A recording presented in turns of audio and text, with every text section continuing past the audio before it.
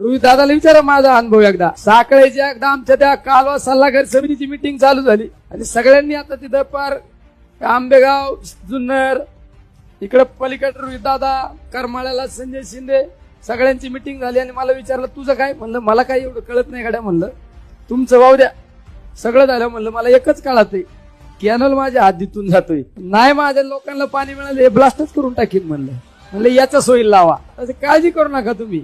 आम्ही पाणी देणारे माणसं 100% तुम्हाला पाणी कमी पडणार नाही. कारण ह्या तालुक्याचं आणि माझं वेगळं नातं आहे. या तालुक्यात माझा जन्म झालेला आहे, खरातवाडी पिंपळगाव पिसामध्ये. या तालुक्यात माझा जन्म झालेला आहे.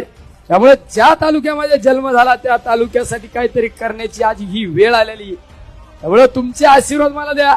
तुम्हाला अभिमान वाटण असं काम करून दाखीन, अभिमान वाटून असं काम करून दाखीन. आणि सगळ्यांना सांगतो, अभिनय तो